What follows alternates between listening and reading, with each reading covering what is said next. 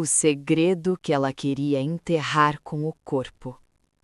Velórios existem para honrar os mortos, mas o do meu avô era diferente. Ali, o silêncio não era respeito, era um acordo. Quando minha tia segurou meu braço com força demais e sussurrou no meu ouvido: "Não diga nada, não hoje."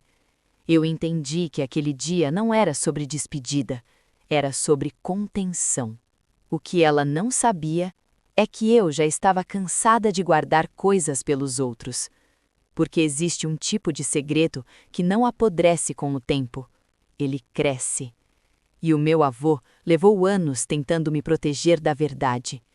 Minha tia, por outro lado, passou a vida inteira tentando escondê-la. Naquele velório, bastou um detalhe fora do lugar para que tudo voltasse à superfície. E a partir daquele momento, eu não queria justiça, eu queria revelação. O salão estava cheio, mas o clima era de vigilância.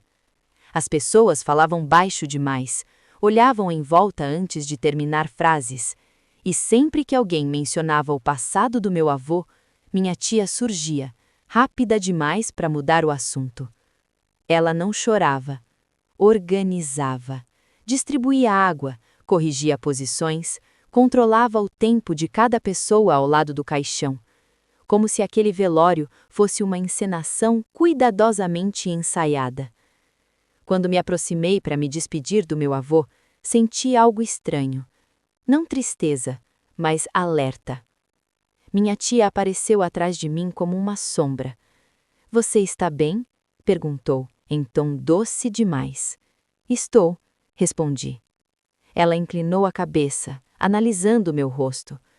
"Você sempre teve uma imaginação fértil", respondeu. "Não confunda as pessoas agora." A palavra caiu como uma lâmina. Imaginativa. Era assim que ela me chamava quando eu era criança, sempre que eu fazia perguntas que deixavam adultos desconfortáveis. Perguntas como: por que eu não pareço com ninguém? Por que o vovô sempre diz que eu sou especial? Por que a senhora fica nervosa quando falam da minha mãe? Minha tia apertou meu braço um pouco mais. "Promete que vai ficar em silêncio hoje?" sussurrou. Não era um pedido, era um aviso. Eu assenti. Mas por dentro, algo começou a se mover.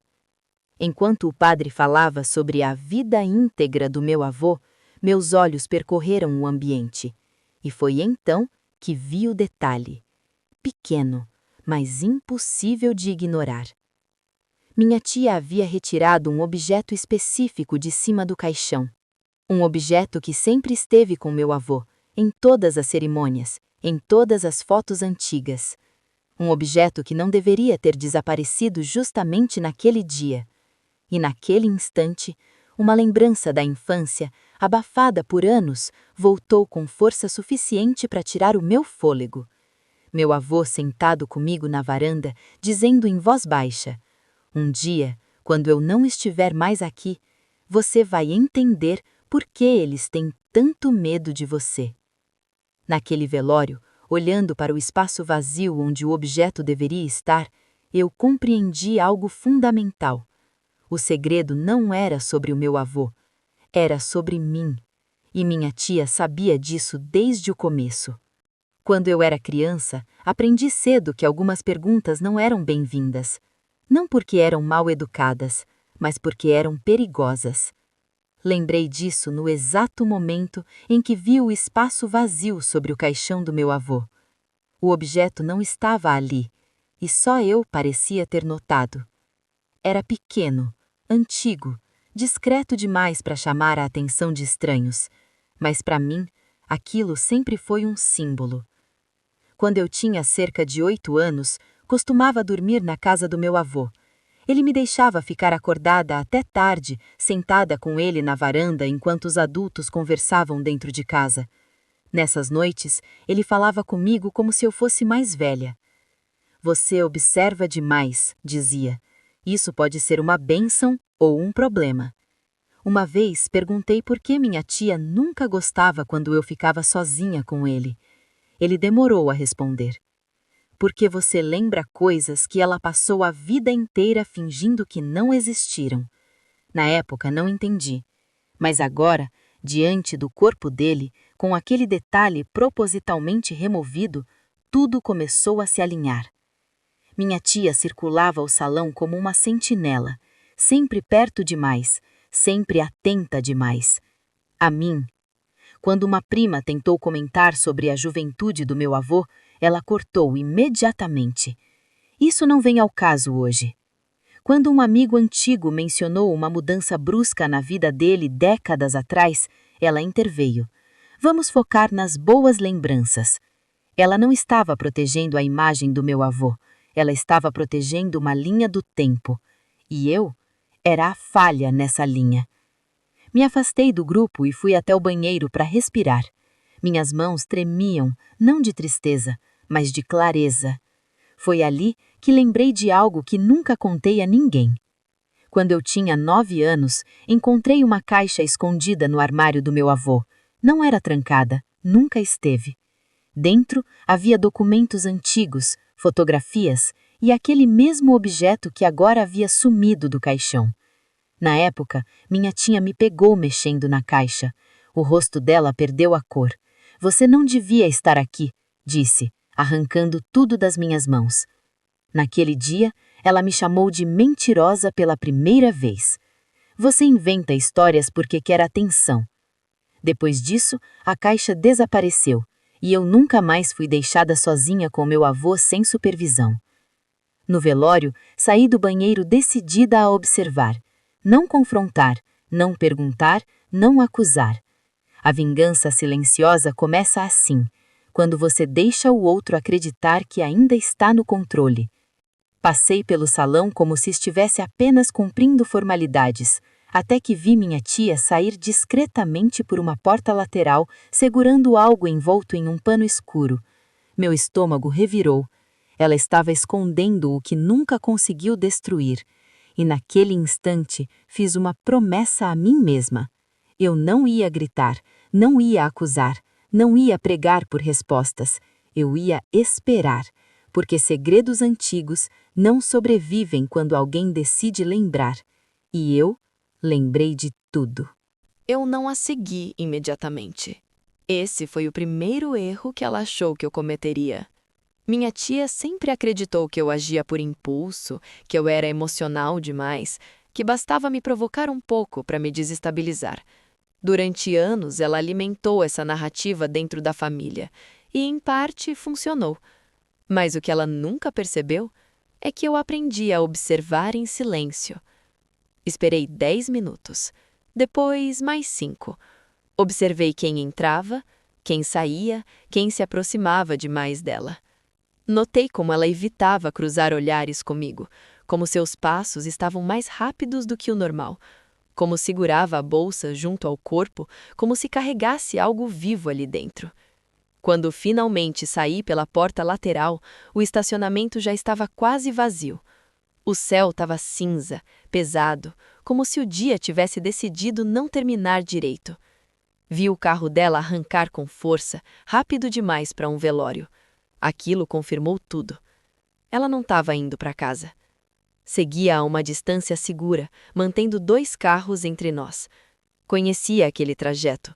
Todos nós conhecíamos. Ela estava indo para a antiga casa do meu avô. A casa que ninguém entrava havia anos. A casa que oficialmente estava à venda, mas nunca aparecia em anúncios. A casa que minha tia fazia questão de dizer que não tinha mais nada lá dentro.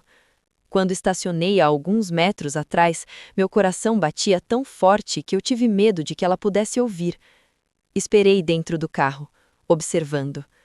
Ela abriu a porta da casa com uma chave antiga, não a chave reserva, não a cópia moderna, a original. Isso foi importante, porque significava que ela nunca deixou aquele lugar de verdade. Esperei novamente, não por medo, por estratégia. Quando entrei, a porta ainda estava destrancada. O cheiro de mofo misturado com madeira antiga me atingiu como um soco. Tudo estava exatamente como eu lembrava, só que mais escuro, mais abandonado, mais cúmplice. Ouvi passos no andar de cima. Subi sem fazer barulho, cada degrau rangendo como uma denúncia antiga que ninguém quis ouvir. A luz vinha de um único cômodo, o escritório do meu avô. Parei no corredor. A porta estava entreaberta. E foi ali que eu vi. Minha tia ajoelhada no chão, com o pano escuro aberto diante dela. O objeto estava sobre a mesa, o mesmo da minha infância, o mesmo que deveria estar no caixão. Mas agora eu via com clareza adulta o que antes eu só sentia. Não era apenas um objeto simbólico, era prova. Ela falava sozinha, num sussurro nervoso. Isso acaba hoje. Acabou. Ninguém mais precisa saber. Vi quando ela abriu uma gaveta falsa na estante, um compartimento invisível para quem não soubesse onde tocar. Lá dentro, documentos. Papel amarelado, carimbos antigos, assinaturas e fotografias. Meu corpo inteiro gelou quando eu reconheci um dos rostos. Não era o do meu avô. Era o dela. Muito mais jovem. Grávida. Mas a data no verso da foto não fazia sentido. Porque naquela época, ela jurava que nunca teve filhos. Foi ali que compreendi. O segredo não era pequeno. Não era moral. Não era vergonhoso. Era criminal. E envolvia mais de uma vida. Sem fazer barulho, tirei o celular da bolsa e fotografei tudo. Não toquei em nada. Não mexi em uma única folha. Vingança silenciosa não deixa rastros emocionais. Ela deixa evidências.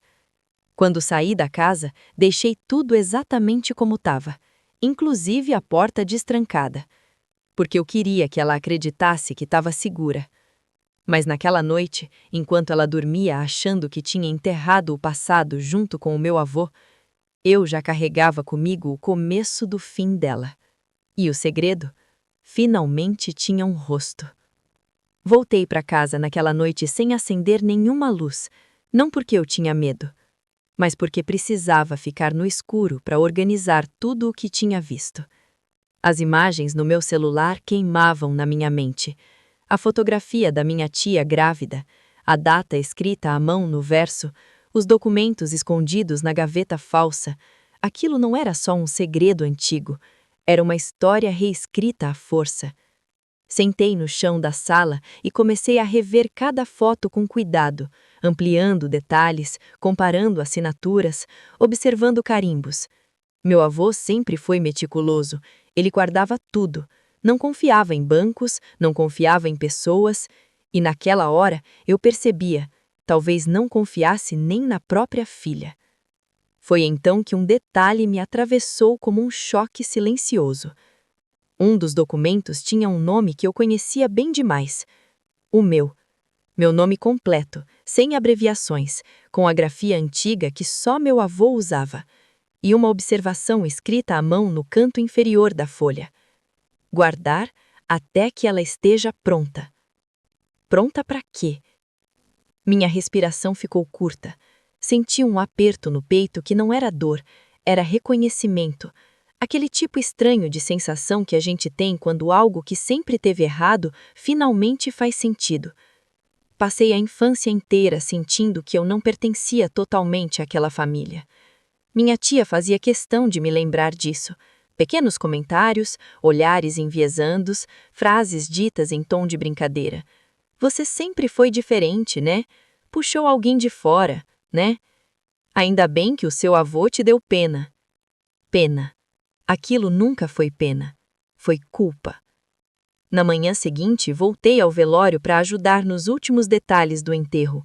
Observei minha tia de longe. Ela parecia exausta, olheiras profundas, a postura rígida, o tipo de cansaço de quem passou a noite inteira tentando manter uma mentira em pé. E eu estava calma. Esse foi o momento em que ela percebeu que algo tinha mudado. Ela se aproximou de mim enquanto eu organizava algumas flores, segurou meu braço com força demais e sussurrou: "Você não viu nada ontem, entendeu?" Olhei nos olhos dela. Pela primeira vez na vida, não desviei. "Vi o suficiente", respondi, baixo. E vou continuar vendo. Ela empalheceu, mas não explodiu, não gritou, não fez escândalo. Porque pessoas que guardam segredos grandes demais aprendem cedo que o silêncio é a última arma. Você não faz ideia do que está mexendo, disse ela, controlada. Não, só vai revelar. Naquele instante, entendi algo fundamental. Minha vingança não seria expor tudo de uma vez. Seria deixar que o segredo a corroesse por dentro, enquanto eu ocupava pouco a pouco o lugar que ela tentou apagar. Naquela noite, fui até a casa do meu avô mais uma vez, mas não para procurar documentos. Fui para o quarto onde ele guardava coisas que ninguém considerava importantes. Cartas antigas, cadernos, diários. Levei horas até encontrar o que precisava. Um envelope amarrado com barbante, meu nome escrito na frente, a mesma letra firme de sempre. Dentro, uma carta e uma verdade que mudaria tudo. Meu avô sabia, sempre soube, e tinha esperado exatamente esse momento, a morte dele, para que o segredo deixasse de ser uma proteção e se tornasse uma arma. A minha arma. Abri o envelope com cuidado, como se o papel pudesse se desfazer entre meus dedos. A carta tinha cheiro de tempo. Não era mofo, era memória guardada. A caligrafia do meu avô ocupava cada linha com firmeza, sem pressa, como se ele soubesse que eu leria aquilo quando tivesse pronta para entender. Se você está lendo isso, significa que eu já não estou mais aí para proteger ninguém. Meu peito apertou. Ele não era de frases sentimentais, sempre preferiu verdades duras a confortos falsos. Continuei lendo.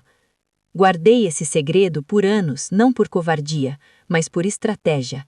Às vezes o silêncio é a única forma de impedir que pessoas erradas destruam tudo. Fechei os olhos quando escutei o barulho de um carro parando do lado de fora. Minha tia. Ela não sabia que eu tinha estado ali novamente, mas algo dentro dela sabia que o tempo estava acabando.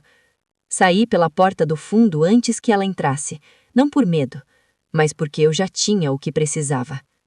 Naquela noite, tomei a decisão mais importante da minha vida. Eu não iria confrontá-la, não iria implorar explicações, não iria exigir nada. Eu iria existir no lugar certo.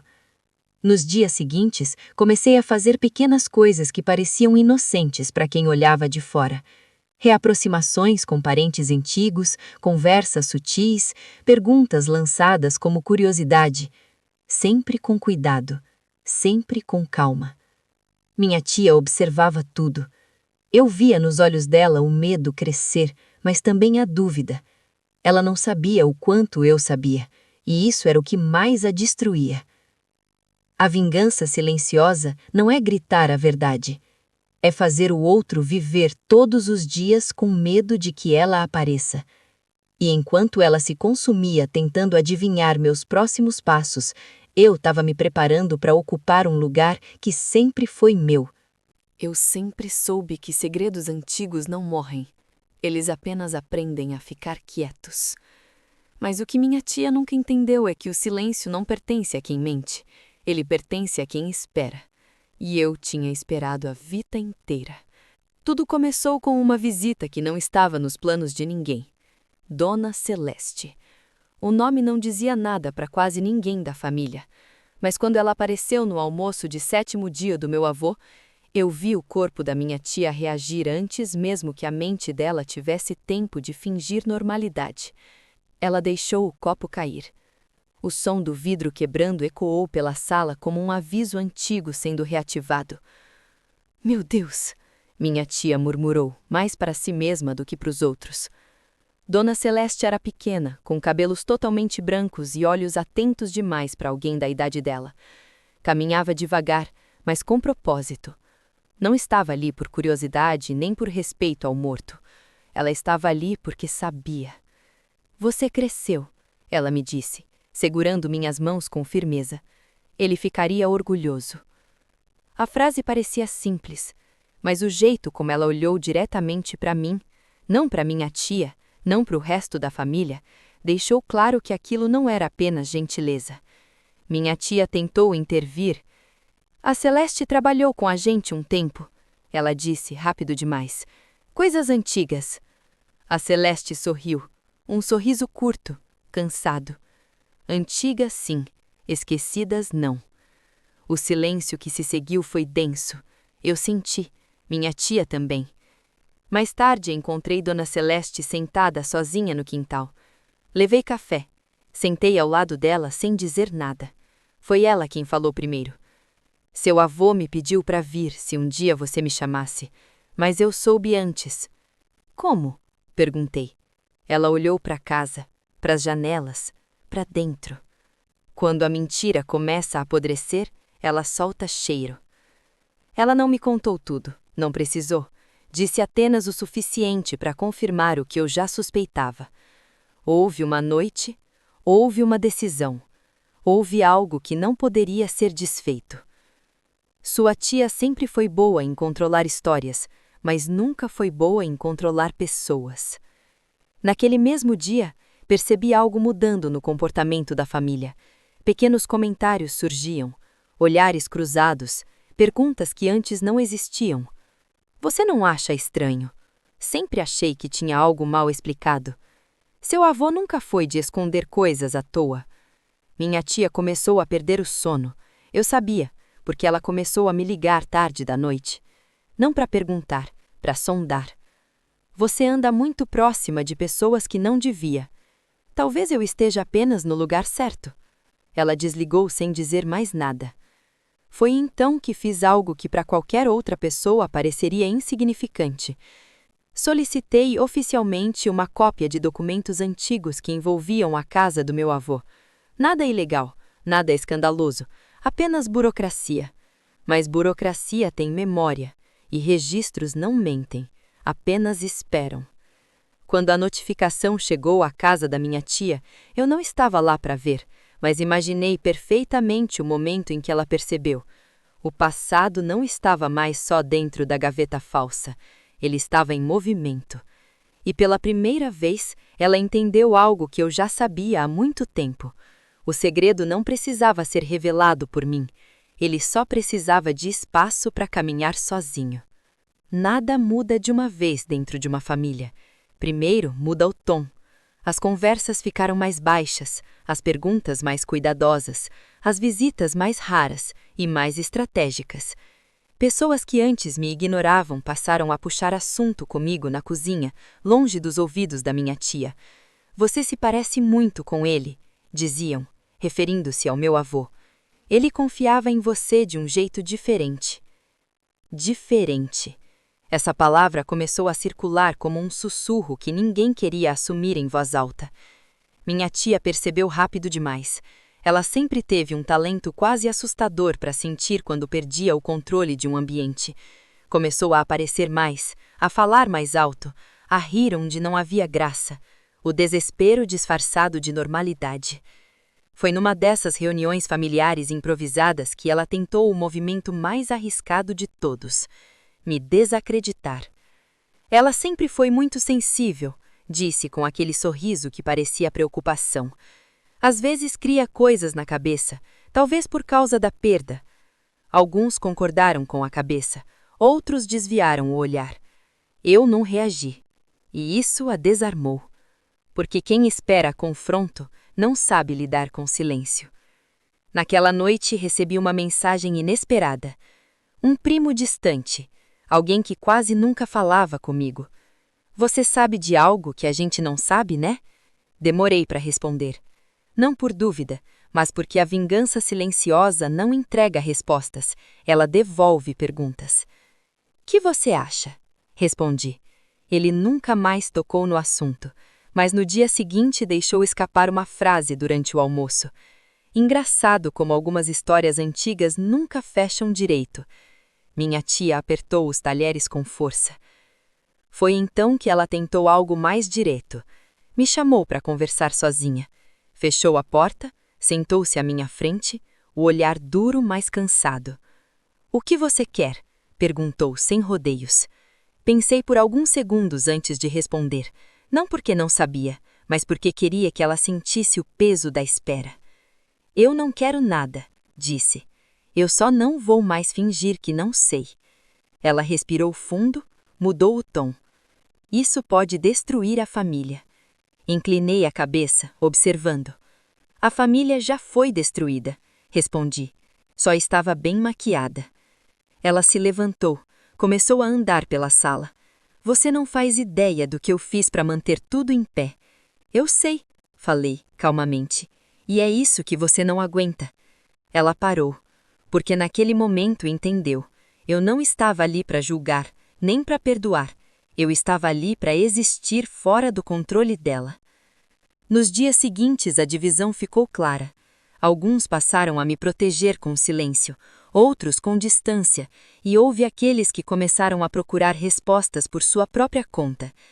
Minha tia percebeu tarde demais que o segredo já não estava só entre nós duas.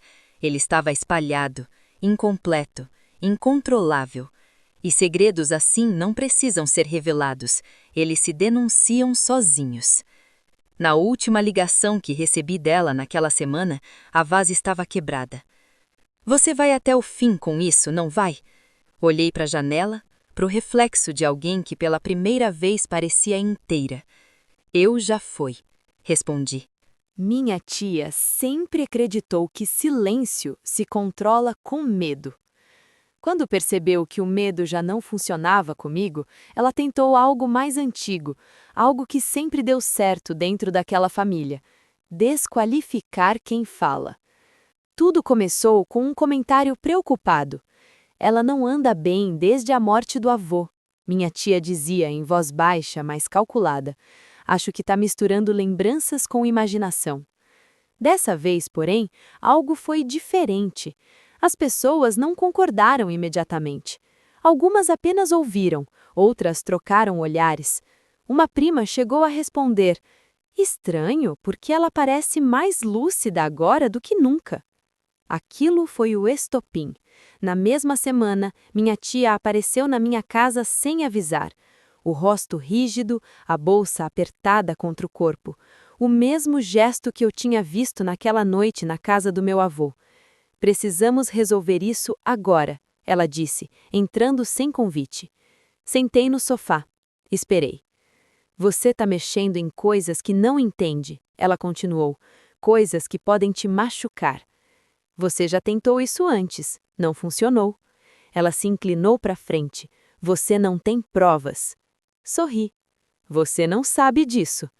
O silêncio que se seguiu foi diferente de todos os outros. Não era tensão, era derrota antecipada. Ela foi embora sem dizer mais nada. 2 dias depois, recebi uma ligação que mudou o eixo de tudo. Dona Celeste. Eu achei, ela disse, sem rodeios. Achou o quê? O que ela jurou que tinha queimado. Nos encontramos naquela mesma tarde. Ela trouxe uma pasta antiga, protegida por plástico. Dentro, um envelope amarelado, campado, com datas que batiam exatamente com as que apareciam nos documentos escondidos pelo meu avô. Mas havia algo a mais. Um registro formal, assinado, reconhecido. Não era opinião, não era memória, era prova institucional. Dona Celeste me olhou com seriedade. Seu avô tentou regularizar isso anos atrás. Foi impedido. Por ela, completei. Ela assentiu. Naquele momento, compreendi algo essencial. Minha tia não tinha apenas escondido um segredo, ela tinha interrompido uma correção. E isso mudava tudo. Quando a família soube que documentos antigos tinham reaparecido, sem detalhes, sem acusações explícitas, o clima mudou. Minha tia parou de aparecer. Parou de ligar, parou de tentar controlar, porque agora o silêncio não era mais escolha, era medo real. E eu não fiz absolutamente nada, além de existir com a verdade no bolso. A vingança silenciosa não corre, ela espera. E naquela semana, enquanto minha tia se isolava tentando entender onde tinha errado, eu sabia. Ela tinha errado no dia em que acreditou que apagar alguém seria suficiente para apagar um segredo. Confirme com sim para eu continuar com o capítulo 9, onde o segredo finalmente é confrontado oficialmente. Minha tia perde o último espaço de controle, e eu faço a escolha final, que define o tom da vingança, sem gritos, sem espetáculo, sem retorno. O fim está próximo, e ele não será barulhento. Sim. Perfeito. Estamos entrando no clímax silencioso. Aqui está o capítulo 9, longo, com o segredo finalmente sendo confrontado oficialmente. Minha tia perdendo o último espaço de controle e a escolha final que define o tom da vingança. Sem gritos, sem espetáculo, sem retorno. O confronto não aconteceu numa sala de lazer, nem em um almoço de família, nem em uma briga emocional. Ele aconteceu onde segredos não sobrevivem, no papel, no registro, naquilo que não pode ser desdito. Foi o advogado do inventário quem ligou. Precisamos da sua presença, ele disse, com a voz cuidadosa de quem já sabe que algo grande está prestes a emergir. Quando cheguei ao escritório, minha tia já estava lá, sentada, rígida, as mãos entrelaçadas com força demais. Não levantou os olhos quando entrei. Não precisava. Ela sabia. O advogado abriu a pasta devagar. Esses documentos foram encontrados fora do conjunto original do inventário, mas possuem validade legal. Ele começou a ler. Cada frase parecia arrancar um pedaço da fachada que minha tia construiu ao longo da vida. Datas que não batiam com a história oficial, registros interrompidos, assinaturas que provavam que algo foi iniciado e forçado a parar. Quando ele mencionou meu nome, ela levantou a cabeça. Isso é um erro, disse rápido demais. Uma confusão antiga. O advogado ajeitou os óculos. Não parece ser. O silêncio caiu pesado. Então veio a pergunta que mudou tudo. A senhora gostaria de explicar por que esses registros foram bloqueados na época? Minha tia olhou para mim, não com raiva, não com ódio, mas com algo muito mais revelador. Pânico. Ela abriu a boca, fechou, respirou profundo. Fiz o que achei necessário, para proteger a família. Eu me inclinei levemente para frente. Para proteger quem? Ela não respondeu, porque não havia resposta que não a condenasse moralmente e agora juridicamente. O advogado pigarreou. Diante disso, o inventário precisará ser suspenso e há possibilidade de reavaliação de vínculos legais. Vínculos. Essa palavra ecoou dentro de mim. Não era vingança o que eu sentia naquele momento, era reposicionamento. Minha tia se levantou abruptamente. Você fez isso de propósito, disse, finalmente, olhando diretamente para mim. Esperou um momento certo. Mantive a voz calma. Eu esperei a verdade ter onde cair. Ela foi embora sem dizer mais nada. Não voltou a ser a mesma. Nos dias seguintes, a família não me cercou com perguntas, não houve confrontos abertos. Houve distância e respeito silencioso. Alguns me mandaram mensagens curtas. Eu sinto muito. Agora tudo faz sentido. Ele tentou consertar, não tentou? Tentou. E eu terminei. Naquela noite, sentei sozinha com a carta do meu avô mais uma vez. Reli o último trecho que eu tinha evitado até então. Quando tudo vier à tona, escolha com cuidado. Às vezes, revelar tudo não é justiça, é só ruído. Foi ali que tomei minha decisão final. Eu não revelaria tudo. Não porque ela merecia proteção, mas porque eu merecia paz. A verdade já tinha feito o trabalho dela. Minha tia nunca foi oficialmente expulsa da família. Não houve reunião, não houve acusação pública, não houve sentença falada em voz alta. E ainda assim, ela perdeu tudo. Porque o que sustenta uma mentira antiga não é o silêncio, é a autoridade de quem a conta. E no momento em que essa autoridade se quebrou, tudo desmoronou sozinho. Os documentos seguiram seu curso, as revisões legais aconteceram, as perguntas começaram a ser feitas por pessoas que não aceitavam mais respostas vagas. E eu me afastei. Não por medo, mas porque já não precisava estar ali. Soube por terceiros que minha tia tentou sustentar a versão antiga até o fim, que chorou, que se disse injustiçada, que alegou ter feito o melhor possível. Mas ninguém mais queria ouvir. Porque agora sabiam onde procurar. O segredo, aquele que ela tentou me fazer engolir durante toda a vida, não era apenas sobre origem ou pertencimento. Era sobre controle. Sobre escolher quem tinha direito de existir em qual lugar. Sobre apagar alguém para preservar uma aparência. Sobre decidir sozinha o destino de outra vida. O detalhe que revelou tudo não foi um documento isolado, nem uma testemunha específica. Foi o conjunto. As datas, os bloqueios, as interrupções forçadas. E o fato de que meu avô tentou corrigir e foi impedido. No fim, a verdade que veio à tona foi simples e devastadora. Eu nunca estive fora do lugar. Eu fui colocada fora. E quando parei de aceitar esse papel, tudo se reorganizou ao meu redor. Minha tia não foi presa, não foi desmascarada em público, não teve seu nome nos jornais, mas perdeu algo muito mais importante para alguém como ela: o controle da narrativa, o respeito silencioso, o poder de definir quem os outros eram. Hoje, ela vive à margem da própria história, presente nos registros, ausente nos afetos. Lembrada com cuidado, citada com cautela. E eu? Eu não precisei levantar a voz, não precisei expor cada detalhe, não precisei me vingar como ela esperava. Porque a vingança silenciosa não destrói o outro, ela devolve o que foi tirado. E às vezes, isso é tudo.